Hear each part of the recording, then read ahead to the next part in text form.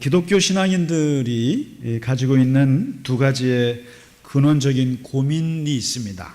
그리고 질문이 있습니다. 하나님을 알기 전에는 사실 우리가 예수를 만나기 전에는 어떻게 돈을 많이 벌어서 행복하게 사람들과 더불어 살까, 이게 이제 주요한 관심인데, 예수님을 믿고 나서부터 알게 되는 그 고민은 두 가지인데, 하나는 어떻게 내가 하나님께 나아갈까, 어떻게 내가 보이지 않는 하나님 앞에 나아갈까. 두 번째 질문은 어떻게 내가 세상에서 사람들과 같이 빛과 소금의 역할을 하면서 조화롭게 살아갈까, 하나님께 나아갈까, 이웃과 살아갈까. 이 두 가지의 질문이 기독교인들의 근원적인 질문입니다. 첫 번째 문제가 바로 이 예배에 대한 질문이고, 두 번째가 바로 이 삶의 문제에 대한 질문입니다. 이 삶의 문제에 대한 것은 잠깐 오늘 접어두고, 앞부분에 예배의 문제는 사실 인류가 역사를 시작하면서 특히 신을 알고부터 시작된 질문입니다. 어떻게 인간이 신에게 나아갈까? 특히 성경은 처음부터 인간이 하나님께 나아가는 문제에 대해서 굉장히 심각한 질문을 했습니다. 가인이 아벨을 죽이고 나서 고민했던 첫 번째 질문이, 내가 이제 어떻게 하나님의 얼굴을 배울까? 내가 사람을 죽였는데 어떻게 하나님께 나아갈 수 있을까? 그리고 아벨 대신 세 번째 아들 셋을 낳고 나서야 성경은 이렇게 말합니다. 비로소 하나님의 이름을 불렀더라.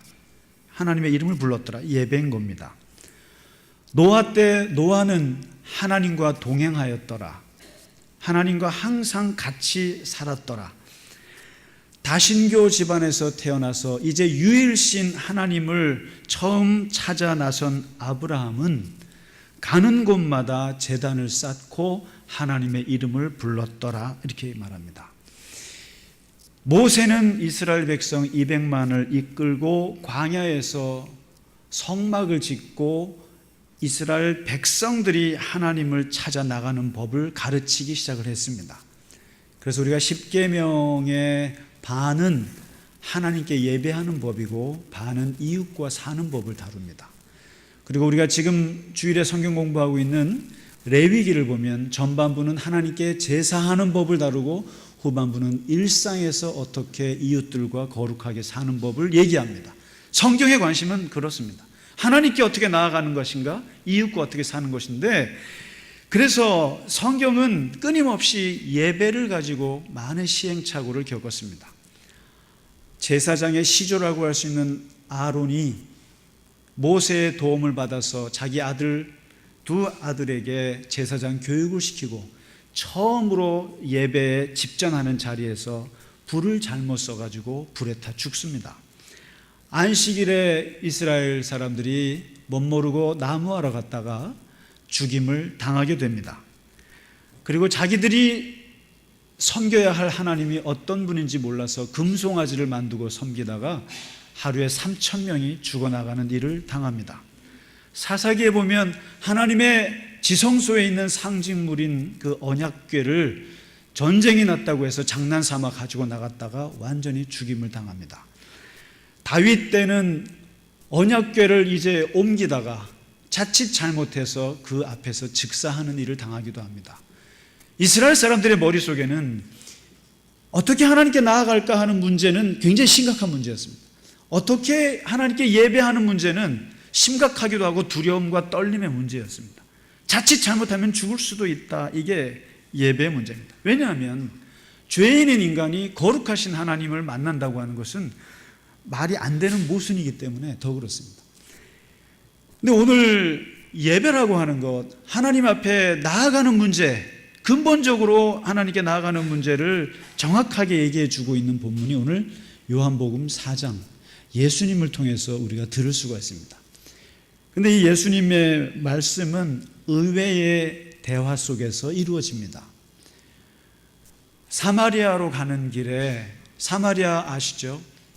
그야말로 이스라엘 사람 유대인들에게는 같은 민족이지만 같은 민족으로 쳐주지 않는 이방 민족 같은 쓰레기 같은 민족 사마리아, 다른 민족들이랑 피가 섞여서 순수 혈통을 잃어버린 저 사마리아인들, 그 길로는 가지도 않는데 예수님이 그 길을 가다가 우물가에서 한 여인을 만나서 대화를 하죠. 근데 그 대화의 내용은 그거였습니다. 물 좀 달라고. 이 물이라고 하는 주제를 놓고 이 사마리아 여인과 예수님이 이야기를 합니다. 이 여인은 마셔도 목마르는 그 물을 얘기하고 있는 것이었고, 예수님께서는 영원히 목마르지 않는 생명의 물을 얘기하신 겁니다. 이 평행선 같은 둘의 대화가 계속합니다. 가다가 이 여인이 목마르지 않고 한 번 마셔도 되는 그 물을 예수님께 요청을 합니다. 그때 예수님께서 그 여인에게 남편을 데려오라 합니다. 남편이 없습니다. 그렇지, 너는 남편이 없어. 너에게는 5명의 남편이 있었지만 지금 살고 있는 6번째 남편은 사실상 너의 마음속에는 남편이 아니야. 이 한 줄짜리 예수님의 논평에 이 여인은 꼬꾸라집니다. 자신의 살아왔던 아픔과 슬픔과 그리고 회환이 담긴 인생의 과거를 한 줄로 논평하는 예수님의 그 논평에 기가 막힌 겁니다. 그 예수님의 그 한마디 말에 이 여인에게는 눈을 뜨게 되고 예수가 선지자라는 것을 알게 됩니다. 당신은 보통 남자가 아닙니다. 선지자이군요. 하고는 예수님께 얘기를 하면서 이 여인이 갑자기 생뚱맞게 예배의 문제를 얘기합니다. 저는 이 본문을 보면서 항상 궁금했습니다. 이 여인이 갑자기 물 얘기를 하다가 어떻게 예배의 얘기를 할 수 있을까? 참 맞지 않는다 생각했는데 그 이유를 이번에 찾았습니다. 왜 이 여인은 갑자기 자기 남편 얘기하고 예수님께 그런 물 얘기를 하다가 갑자기 예배 얘기를 하게 되는가? 그렇습니다. 예배가 우리의 관심의 주제가 되기 시작하는 것은 바로 거듭나면서부터 시작이 됩니다. 하나님을 알게 되면서부터 그렇습니다. 늘 목마르는 물을 마실 때가 아니라 영원한 생수를 맛보게 됐을 때부터 우리에게 중요한 주제는 어떻게 하나님께 나아갈까? 이게 문제가 되는 것입니다. 그래서 하나님을 믿는 사람들은 누구든지 이 예배의 문제에 봉착하게 됩니다. 그리고 또 한 가지 이유는 내 인생의 근원적인 문제를 터치당하기 때문에 그렇습니다. 남편의 문제, 내 평생 후회해도 갚을 수 없는 이 문제, 내 삶의 문제, 이 문제를 예수님이 건드리셨기 때문에 사실상 진짜 깊은 문제를 발견하고 이 문제를 해결하기 위해서 우리에게 필요한 것은 예배라는 사실입니다. 사실 예배입니다. 왜 예배를 드리는가? 근원적인 문제를 해결하기 위해서 그렇습니다. 또 한 가지는 영원한 생수를 내가 추구하고 있기 때문에 이것이 중요한 주제가 되는 겁니다. 이 여인이요. 그래서 이 여인이 예배에 대해서 질문을 합니다. 그런데 이 질문이 생각보다 조금 수준이 낮은 질문이었습니다. 적어도 예배를 왜 드려야 합니까? 아니면 예배를 어떻게 드려야 합니까? 아니면 예배는 어떤 자세로 드려야 합니까? 이런 질문이 아니라 예배는 어디서 드려야 됩니까? 우리 아버지가 얘기해 주던데요. 우리는 사마리아 그리심산에서 예배를 드렸습니다. 근데 유대인들은 예루살렘에서 예배를 드렸습니다. 근데 서로가 자기네가 드리는 장소가 맞다고 서로 싸웁니다. 누가 말이 맞습니까? 예루살렘에서 예배 드리는 것이 맞습니까? 아니면 그리심산에서 드리는 게 맞습니까? 그러니까 예수님께서 그것은 중요한 것이 아니다. 그것은 어디서 드리는 것은 중요한 것이 아니야. 그것은 예배에 있어서 중요한 것은 아니야. 집에서 드리건 어디서 드리건 중요한 건 아니다라고 얘기를 합니다. 하면서 예수님께서 그 여인의 잘못된 질문을 다시 교정하면서 진짜 중요한 것을 2가지를 얘기합니다. 오늘 21절에 예수님께서 진짜로 우리가 하나님께 나아가는 것에 대해서 모든 크리스찬들이 생각하고 있는 예배의 문제, 근원적인 이 문제에 있어서 생각해야 될 것은 2가지라는 거예요. 하나는 누구에게 예배를 드려야 하는 것인가? 너 그거 분명히 해야 한다. 너가 예배하는 그 대상이 누군지에 대한 대상을 분명히 해야 한다.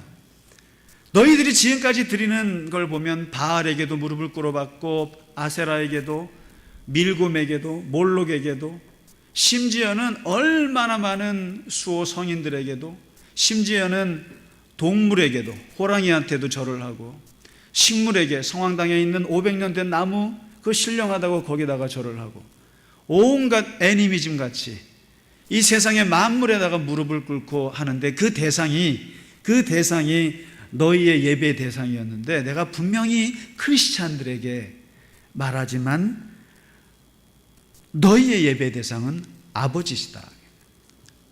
우리가 드려야 될 대상은 아버지신데 그 아버지가 누구이냐? 아버지는 보이지 않는 하나님 아버지시고 그리고 사랑과 자비와 용서와 그리고 공의를 가지신 인격을 가지신 아버지이시며 그 아버지는 여러분이 아니라 한 분 아버지시다. 예수님께서 이 땅에 오셔서 가장 우리에게 혁명적으로 발명해 내신 말씀이 바로 하나님을 아버지라고 부르라고 하는 거예요. 이 세상 어느 종교가 하나님을 아버지라고 부르는 종교가 있습니까? 건방지게. 그런데 예수님은 하나님을 아버지라고 부르고 너희의 예배 대상은 한 분이신 아버지다. 분명히 알라. 그 아버지는 인격이신 분이다. 무슨 나무에다가 빌고 무슨 호랑이에게 빌고 무슨 바알에게 빌고 이런 비인격적인 것이 아니라 아주 인격이신 한 분 아버지다. 그러면서 22절에 기가 막힌 팁을 말씀을 하시는데 그 말씀이 이게 기독교 예배의 특징을 얘기하는 것 같아요. 뭐냐면 너희가 자신이 예배 드리는 그 대상이 누군지도 모르고 나는 내가 누구에게 예배를 드리는지 알고 예배 드린다. 기독교 신앙인들은요, 내가 누구인지 아는 사람들입니다. 그리고 내가 어디로 가는지 아는 사람입니다. 그래서 저는 분명히 말씀드리는 것은 기독교인들은 자기가 천국 가는지 지옥 가는지 아는 사람들입니다. 다시 말해서 사도 바울이 그런 얘기했습니다. 너희가 믿음 안에 있는지를 확증해라. 예수가 너 안에 있는지를 사람들이 물어보면 대답할 수 있어야 한다. 다시 말해서 기독교는 기독교 신앙의 생활과 그 생활을 내가 왜 하는지를 아는 사람들이에요. 예배를 드릴 때 내가 이 순서 하나가 어떤 순서인지를 알고 하는 겁니다. 오늘 우리가 예배를 드릴 때 기도 그리고 찬양 하나하나 순서가 어떤 것인지 우리는 알고 예배를 드리는 겁니다. 그러면서 오늘 예수님께서 기독교인들은 하나님께 아버지께 예배 드리면서 그 아버지가 어떤 분인지를 알고 그리고 어떤 마음으로 드려야 되는지를 알기 때문에 그래서 내가 이 예배가 어떠한 하나님께서 받아들이시는지 아닌지를 안다는 거예요. 알고 드려야 한다는 거예요.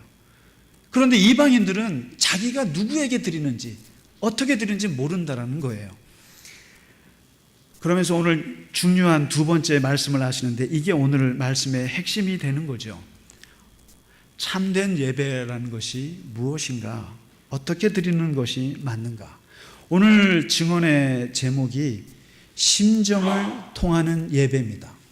이 심정을 통하는 예배라는 말은 사무엘상 1장에서 위대한 아들을 사무엘을 낳은 한나의 기도 장면에서 따온 말씀입니다. 다시 말해서 이 한나가 아들을 얻기 위해서 성전에서 하루 종일 눈물로 기도할 때 그가 엘리 제사장에게 자기의 기도를 말했던 게 심정을 통하였습니다. 다시 말해서 내 마음이 하나님께 통했고 하나님의 마음이 내 안에 들어왔습니다. 내가 하나님 앞에서 모든 걸 다 토해내서 이제는 하나님이 내 마음이고 내가 하나님 마음이 이 심정이 통하는 기도를 드렸습니다. 모든 기도의 응답은 심정이 통할 때 응답이 되는 거거든요. 근데 오늘 예배 또한 하나님과 내가 심정을 통하는 예배를 드린다는 거거든요. 그러면 어떤 예배가 하나님과 내가 심정이 통하는 예배가 되는가? 오늘 예수님이 두 가지 얘기를 하시는데, 영과 진리로 예배를 드려라. 그러면 심정을 하나님과 통할 수 있을 것이다. 근데 우리는 여기서 영과 Spirit and Truth라는 영어를 오역을 했어요. 어떻게 번역을 했냐면 옛날에 신령과 진정으로 이렇게 번역을 했습니다. 신령과 진정으로 하면 떠오르는 말이 뭐냐면 신기하고 영묘하게 무당이 몸주로 받아들인 천지 신령을 대하는 마음으로, 이런 느낌입니다. 그리고 진정으로 하니까 진심으로 성실하게 정직하게 정성을 다해서 하나님 비나이다 비나이다 천지 신명께 비나이다. 지성이면 감천이니 내가 하나님께 빌면 비는 만큼 이루어지리이다. 이게 바로 신령과 진정으로. 그래서 예배 속에 이렇게 무당이 귀신들에게 하는 것 같은 그런 느낌을 줬어요. 그리고 어떤 또 오역이 있었냐면 사람들이 영은 성령이라고 생각을 했어요. 그리고 진리는 예수님이라고 생각했어요. 그래서 성령과 예수로 말미암아 예배를 드려야 한다, 이런 막연한 얘기를 했습니다. 근데 그렇지가 않습니다. 오늘 영으로 예배 드린다고 하는 이 말은 하나님의 영에 의해서 감동된 사람의 영으로 드리라는 거예요. 하나님의 영과 사람의 영이 만나서 교통하는 예배를 드린다는 거예요. 그래서 아까 한나가 심정을 통한다고 하는 것은 영과 영이, 하나님은 영이시기 때문에 나의 영과 하나님의 영이 부딪히고 만나는 그 예배를 드리라는 거죠. 그래서 하나님의 영, 나의 잠든 영을 깨워서 하나님의 영과 만날 때 거기에서 심정이 통하고 역사가 일어나는 거거든요. 그런데 우리가 잘 보시면 인간의 잠든 영을 깨우는 예배 속에 순서가 있어요. 인간의 잠든 영혼을 깨우는 두 가지가 있는데 그것이 바로 기도와 찬송이에요. 사실 우리는 기본적으로 기도를 못합니다. 기도를 할 수가 없어요. 그래서 로마서 8장에 보면 성령께서 너무너무 답답해 하신다는 거예요. 우리에게 기도하지 못하니까. 그래서 말할 수 없는 탄식으로 우리를 도와주시는데, 사실 기독교에서 개발해낸 위대한 기도법이 몇 가지가 있습니다. 그 중에 하나가 기도문 기도라는 것이 있어요. 이게 뭐냐면 남이 하는 기도에 내 마음을 싣는 거예요. 대표적인 것이 시편을 읽으면서 하는 겁니다. 시편을 읽어가면서 거기에 마음을 담아서 하나님께 올리는 거죠. 그리고 그 기도문 기도의 대표적인 것이 바로 주기도문입니다. 그래서 주기도문은 주님이 가르쳐 주신 그 기도인데 그것을 반복하라는 거예요. 반복하고 그게 마음을 실으면 하나님께 기도가 된다는 거죠. 그리고 두 번째, 2000년 동안 내려왔던 대표적인 기도가 예수 기도예요. 주 예수여 나를 불쌍히 여기소서. 주 예수여 나를 불쌍히 여기소서. 이 두 마디를 100번, 1000번 하는 거예요. 근데 이거를 1000번까지 갈 것 없이 한 100번 정도 하면 눈물이 납니다. 주 예수여 나를 불쌍히 여기소서. 눈물 나는 거죠. 그리고 그 무엇보다도 가장 인간이 개발해낸 가장 위대한 기도법이 하나 있는데 그것이 바로 찬양 기도법이에요. 찬양 기도법. 왜냐하면 이 찬양 기도법에는 그 안에 기도의 내용과 그 내용을 곡조를 담아서 하기 때문에 감성이 살아 역사하는, 이성과 감성이 같이 사는 유일한 기도가 찬양 기도예요. 시편을 읽는 것은 이성적인 것입니다. 주기도문을 외우는 것은 이성적인 것이에요. 그리고 주 예수여 나를 불쌍히 이성적인 거예요. 근데 어떻게 거기에다가 곡조를 집어넣으면 거기에 감성이 붙습니다. 한나가 심정을 통하는 기도에서 사무엘을 얻었을 때는 그 심정을 통하는 기도에는 두 가지가 있었어요. 엄청난 통곡이 있었어요. 그 통곡은 바로 하나님 앞에 눈물을 흘리고 철철 울면서 슬피 울면서 그 감정의 기도가 있었어요. 그 다음에 그 감정과 눈물과 통곡 속에서도 또렷이 하는 하나가 있었는데 그것이 바로 서원 기도였습니다. 아들을 주시면 하나님께 바치겠습니다. 철저한 이성의 기도가 그 속에 있는 거죠.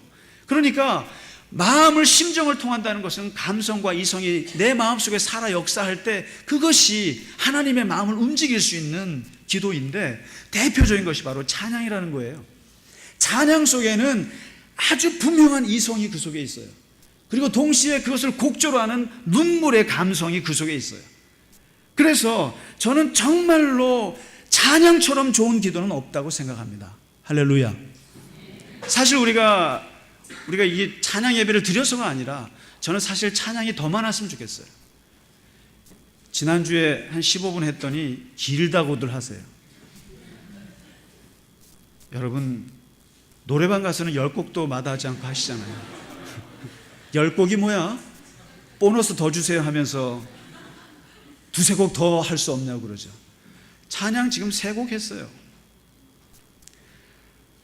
종교개혁이 대단한 일을 많이 했지만, 종교개혁, 이번에 우리가 종교개혁 연수를 가지 않습니까? 가는데 종교개혁이 치명적인 실수를 한 게 2가지가 있어요. 쉽게 말해서 신학자들이 이런 말을 합니다. 애기에게 목욕을 시켜주다가 목욕물을 버린다는 게 그만 애기까지 버렸단 말이죠. 근데 그 애기가 뭐냐면, 첫 번째가 수도원을 없앤 거예요. 수도원을 없애지 말았어야 돼요. 2번째는 성찬과 찬양을 없애려고 했어요. 특히 그나마 루터는 노래를 좋아했기 때문에 개신교에 그래도 찬양의 전통이 살았지만, 쯔빙글리라든가 칼빈 같은 사람들은 말씀 중심이었어요. 심지어는 이 오르간 깨부셨어요. 박광석 집사님, 그 전통 내려왔으면 집사님 무학기파가 있어요. 드럼 교회 안에 들어오면 말도 안 되는 거예요. 몰라도 너무 모르는 거예요. 찬양이 얼마나 예배 속에서 중요한 것인가, 나의 감성과 나의 이성을 유일하게 담아낼 수 있는 것이 찬양인데 왜 이렇게 찬양하는 것을 귀찮아하는 것인가. 사실상 구약으로 돌아가 보면 사실 찬양은 구약에서의 번제 같은 것입니다. 번제라고 하는 것은 성막에 들어갈 때, 성전에 들어갈 때 첫 스텝이 바로 번제예요. 들어갈 때 우리는 헌금을 가지고 옵니다만 이스라엘 사람들은 양을 가지고 들어옵니다. 양을 가지고 와서 하나님 앞에 나아가기 전에 제일 먼저 하는 스텝이 바로 번제단에 서서 양을 바치는 거예요. 그런데 우리는 여기서 오해하는 것이 있어요. 제사장이 있으니까 그 양을 제사장에게 맡기고 자기는 여기서 딱 보나보다 생각하는데 천만의 말씀입니다. 제사장은 할 일이 없어요. 번제단 앞에 서 있는 이 사람은 이 양을 자기가 가죽을 벗겨야 됩니다. 칼로 가죽을 벗기고, 그리고 각 마디마다 각을 떠야 돼요. 그리고 거기서 나오는 내장과 고기들을 꺼내서 물로 씻어야 됩니다. 그렇게 해놓는 이 과정이 한두 시간 진행이 되고 나면 진땀이 납니다. 그리고 이 양은 어디서 사온 양이 아니에요. 집에서 기르는 양이에요. 여러분, 애완견을 그렇게 죽일 수 있겠습니까? 자기가 정성 들여서 했던 나 같은, 나의 분신 같은 자기 양을 바치는 거예요. 죽이고요. 그러면서 통곡을 하고 애통해하고 눈물 펑펑 흘리면서 잡습니다. 그러면 제사장은 제사복을 입고 이렇게 거들먹거리고 나와서 피를 뿌리고, 근사하게 피를 뿌리고, 그리고 고기를 불 위에다 올려놓으면 끝이에요. 우리는 한 가지 착각하는 것이 있습니다. 예배에 김상기 목사 와서 빨리 오늘 무슨 설교 하나 들어보자. 그리고 마치 제사장에게 모든 걸 맡긴다. 천만의 말씀입니다. 여기서 말하는 이 찬양이라고 하는 것은, 그래서 우리가 찬양을 30분, 40분을 먼저 하는 것은 번제같이 자기가 나의 감성과 나의 이성을 하나님 앞에 지극히 진땀 흘리는 과정이 찬양의 과정입니다. 그리고 여러분, 찬양하다가 힘들면, 숨이 막히면 누가 하냐면 임마누엘 성가대가 하는 거예요. 임마누엘 성가대가 하는 찬양은 감상하고자 하는 것이 아니라 그 찬양 속에 내 마음을 얹어서 하나님께 드리고자 함입니다. 기도요? 대표 기도하는 사람만 하는 것 같으세요? 대표 기도를 왜 합니까? 대표 기도를 하면 그 기도에 내 마음을 얹혀서 하나님께 드리는 거예요. 나도 같이. 그래서 대표 기도 잘 하셔야 됩니다. 공동체의 마음을 담아서 하나님께 같이 드리는 거예요. 다시 말해서 찬양과 기도와 봉헌이라고 하는 이 하나님께 드림으로써 번제같이 눈물과 콧물을 흘려가면서 하나님께 드리면서 이 과정 속에서 내가 죽는 거거든요. 내가 죽고요, 내가 부인이 되고, 그리고 내가 하나님 앞에 무릎을 꿇는 겁니다. 그래서 예배라는 말은 아바드라고 하는 말 속에는 무릎을 꿇다라는 뜻입니다. 다시 말해서 종이 주인 앞에 무릎을 꿇는 순간 종은 죽고 주인만 살아나는 거죠. 주인만 살아나는. 이 과정을 개신교에서는 안 하려고 그런다는 거예요. 근데 제가 이번에 휴가 때 옛날부터 가보고 싶었던 꼭 있었는데 못 가보다가 이번에 마음 먹고 갔는데 예수원을 가봤습니다. 예수원을 가보고 또 황창현 신부님이 하시는 생태마을인가요? 거기를 두 군데를 이렇게 들렀습니다. 오래 있지는 못했습니다만은 저의 관심은 이들이 예배를 어떻게 드리는가. 특히 예수원에서 대천덕 신부님 때 가봤으면 좋았을 텐데 대천덕 신부님은 돌아가시고 이제 그 아들 벤토레이 신부, 그 집안이 4대가, 그것도 재밌어요. 제일 위에 아레이 토레이 성령론의 대가죠.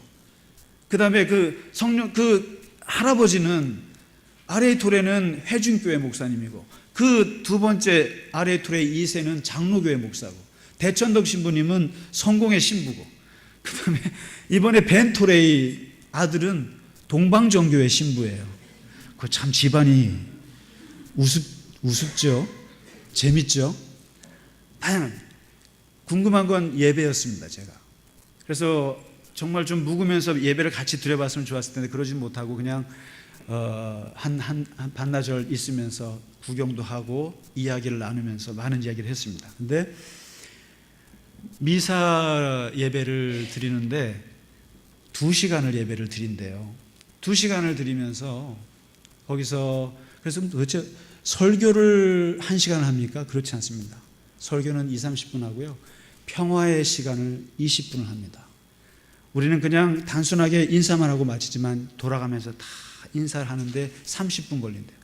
그리고 성만찬하고 그러다 보면 2시간이 훌쩍 간다는 거죠. 여러분, 동방정교회 한번 예배 들어보셨나요? 우리 한태욱 장로님의 아버님, 돌아가신 아버님께서 우리나라 유일한 동방정교회 평신도 지도자셨습니다. 돌아가셨을 때 제가 장례식 가서 예배드리다가 죽는 줄 알았어요. 1시간 반 동안 앉지를 못하게 합니다. 서서 1시간 반을 예배를 드려요. 사실 미국에 있을 때도 저희 기숙사 앞에 러시아 정교회가 있었어요. 거기서 금요일날 금요 기도회에 가보면 앉지를 못해요. 1시간 넘게 그냥 앞에 나갔다가 무슨 하여튼 연기를 들고 왔다 갔다 합니다. 계속 기도하면서. 그리고 끊임없이 계속 찬양합니다. 찬양하고 일어났다 앉았다 하는데, 오늘 예수님께서 우리에게 말씀하시는 영으로 예배를 드리라, 영으로 예배 드리라고 하는 말씀 속에는 진정으로 찬양과 기도와 진땀을 흘리면서 하나님께 무릎을 꿇는 이 시간이, 그래서 저는 찬양을 큰 소리로 했으면 좋겠어요. 큰 소리로 이러면서 자기를 죽는, 내가 없어진 그 자리에 두 번째 떠오르는 것이 있는데 그것이 바로 진리라는 겁니다. 오늘 예수님 말씀, 진리예요. 영으로 드렸으면 진리로도 예배를 드려야 하는데 이 진리라고 하는 것은 바로 말씀의 진리입니다. 내가 찬양으로, 기도로 하나님 앞에 내 자신을 번제드리듯이 내려놓은 그 자리에 하나님의 말씀이 떠오르면 그 말씀을 듣는 거죠. 사실 개인적으로는, 인간적으로 볼 때는 여러분 앞에 제가 말씀을 전하는 것에 대해서 굉장히 부끄러움을 느낍니다. 부끄럽고 미안한 마음도 들어요. 그러나 여러분, 저를 우리 집 몇째 아들로 보지 마시고 저를 하나님의 말씀을 대신 전하는 하나님의 종의 말씀으로 들어주시기를 바랍니다. 왜 그러냐면 예배에서 정말 중요한 것은 경청이에요. 하나님의 말씀을 듣는 것 되게 중요합니다. 그래서 성경의 전통 중에 하나는 쉐마 이스라엘이에요. 들으라 이스라엘, 제발 좀 들으라 이스라엘아, 들으라. 순종이 제사보다 낫고 하나님의 말씀을 듣는 것이 1000마리 순양을 번제로 드리는 것보다 낫다니까. 번제 좋아요, 찬양 좋아요, 기도 좋아요, 하나님께 드리는 것 좋지만 동시에 그보다 더 중요한 것은 하나님 말씀 듣는 것 되게 중요합니다. 부모님 입장에서 자식이 말 잘 듣는 게 그게 예의고요. 주인의 입장에서 종이 말을 잘 듣는 게, 경청하는 게 자기에 대한 예의입니다. 하나님의 말씀을 듣는 것 굉장히 중요하고 그 말씀을 통해서 깨달으라고 하는 하나님의 말씀을 듣는 거죠. 지지난주에 제가 인터넷에 간증을 좀 한 5-6개를 들었습니다. 그게 뭐냐면 무당으로 살다가 예수를 믿게 된 사람들, 어떤 사람은 목사가 되기도 하고 어떤 사람들은 뭐 그냥 평신도가 되기도 하고 여러 가지 케이스들을 들었습니다. 이분들이 많은 얘기를 무당의 세계에 대한, 무속인에 대한 얘기 많이 얘기하는데 다른 거 다 접고 한 가지 그 말을 듣는 순간 가슴이 울컥했던 게 있어요. 그게 바로 뭐냐면 사람들이 무당을 통해서 돈을 많이 벌기 위해서, 또 죽은 아버지의 영혼을 저기 어디 좋은 데로 보내기 위해서, 천도굿 하기 위해서, 재수굿 하기 위해서 거기에다가 돈을 무려 5천만 원씩을 내면서 굿을 한다는 거예요. 세상에 정말 아무것도 아닌 귀신인데, 아무것도 아니고 그야말로 우리 인생에 아무런 것도 줄 수 없는 그 귀신 같은 존재에다가도 자기의 재물을 얻기 위해서, 자기의 영혼을 위해서 5천만 원이나 바치는데, 신 중에 신이시고 만왕의 왕이시고 정말 우리에게 있어서는 영원한 보이지 않는 하나님 아버지한테 예배 드리는데 그게 5천만 원도 안 되느냐 이거죠. 우리가 하나님 앞에 무당이 5천만 원 받고 예배하는 그 정성에 비해서 우리가 그보다 더 크신 하나님 앞에 얼마나 예배를 드리고 그 예배의 가치를 얼마나 알고 우리가 예배를 드리는가. 여러분, 우리가 드리는 게 5천만 원도 안 될 것 같으세요? 이 예배가 하나님 앞에 찬송하는 것이 5천만 원 가격이 안 될 것 같으세요? 안 된다고 생각하시는 것 같으신데, 여러분 그렇지 않습니다. 귀신에게 주는 그 5천만 원에 비하면 우리가 이 매 주일마다, 저는 개인적으로 사시는 것에는 관심이 없습니다. 세상에서 일상에서 어떻게 하나님께 예배 드리는 것은 관심이 없어요. 그러나 일주일에 한 번 주님 앞에 드리는 이 예배에 대해서만큼은 그것은 무당들보다 나아야 되지 않습니까? 사실 오늘 우리 이상만 장로님 앉아 계십니다만은 우리 교회 원로 장로님 2분 계세요. 근데 이 2분 장로님의 특징이 있습니다. 뭐냐면요, 이상만 장로님은 주일날 예배를 3번 다 드립니다. 성찬 예배부터 2부 예배, 3부 예배 다 드리고 조금 이따 할 성경 공부까지 하십니다. 그리고요, 산에 가십니다. 주일을 온전히, 이은영 장로님이요, 목요 기도에 빠지시는 날이 없습니다. 화요 성경 공부는 빠진 날이 없습니다. 주일 예배 웬만하면 빠지질 않습니다. 이 2분의 원로 장로님의 특징이에요. 하나님 앞에 예배하는 것이 사실상 우리가 그렇게 가벼운 것이 아니고, 적어도, 그리고 무슨 구역 모임을 할 때, 세상 모일 때 밥 먹고 할까요? 예배 드리고 밥 먹을까요? 이 말 속에 우리는 예배라는 것이 굉장히 귀찮은 존재가 됐어요. 그런데 여러분 그렇지 않습니다. 오늘 이 여인이, 사마리아 여인이 인생의 근본적인 문제를 해결하기 위해서는 예배를 드려야 됩니다. 예배 속에서 진땀 흘리면서 하나님께 찬양하셔야 됩니다. 그리고 하나님의 말씀을 정말 경청해 보셔야 합니다. 그래서 기도는 실패와 성공이 없습니다. 그러나 예배는 실패와 성공이 있어요. 하나님께 예배 정말 잘 드려야 하지 않겠습니까? 오늘 심정을 통하는 예배, 심정을 통하는 예배를 통해서, 영과 진리가 살아 역사하는 예배를 통해서 우리를 통해서 하나님이 우리에게 복 주시고, 그리고 하나님과 통하였기 때문에 세상과도 통하시는 우리 교회 여러분 되시기를 주의 이름으로 간절히 축복합니다.